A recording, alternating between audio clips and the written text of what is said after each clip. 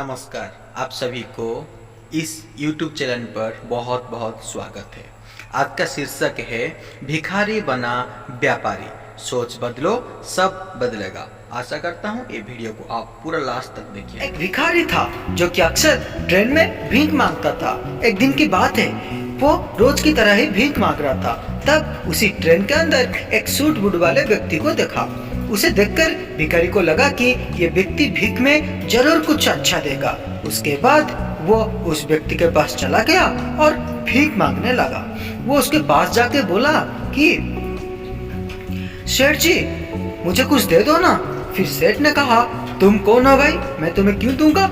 फिर भिखारी ने बोला, जी मैं एक भिखारी हूँ, मुझे कुछ दे दो ना। सेठ ने भिखारी से कहा, अगर मैं तुम्हें कुछ दूंगा तो बदले में तुम मुझे क्या दोगे। सेठ से ये बात सुनने के बाद भिखारी का कुछ समझ में नहीं आई और सेठ से कहने लगा कि सेठ, मैं तो एक भिखारी हूँ, मैं भला आपको क्या दे सकता हूँ। सेठ ने कहा कि भाई, मैं तो एक व्यापारी हूँ, तब तक किसी को कुछ नहीं देता जब तक उनसे मुझे कुछ ना मिले।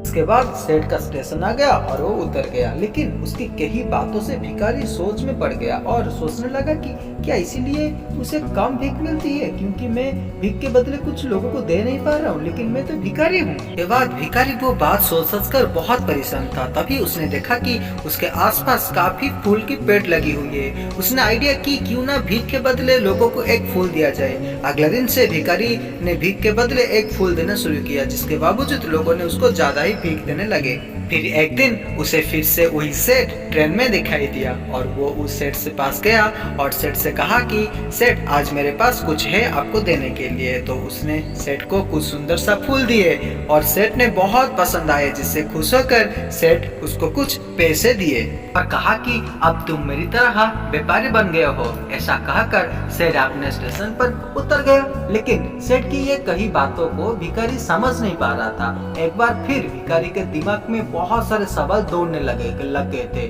उसके बाद वो भिखारी स्टेशन पर कभी भी नहीं दिखाई दिया। फिर दिन बीत गए। करीबन एक साल के बाद दो व्यक्ति सूट बूट में अपने सामने बैठे हुए थे।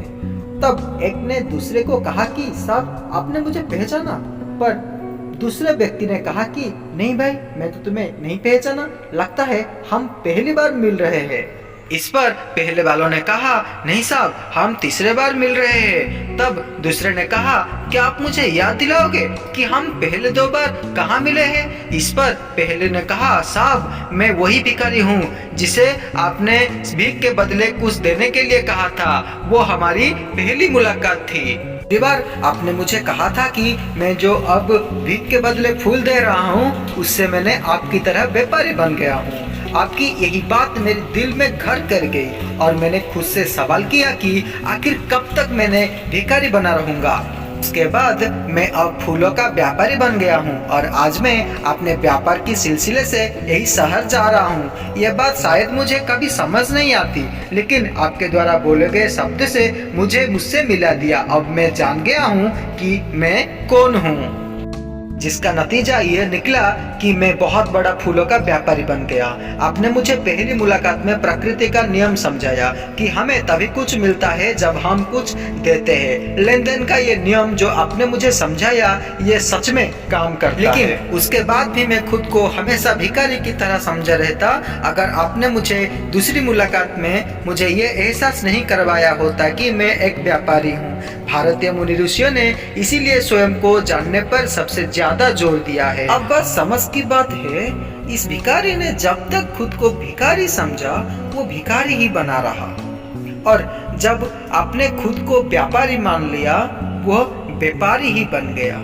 इसीलिए कहा गया है, मनुष्य ऐसा एक प्राणी है जो खुद को खुद की सोच से बनाते हैं।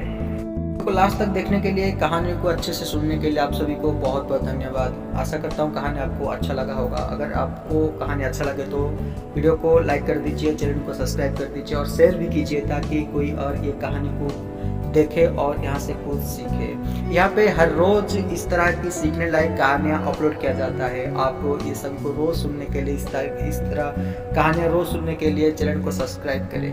Thank you so much.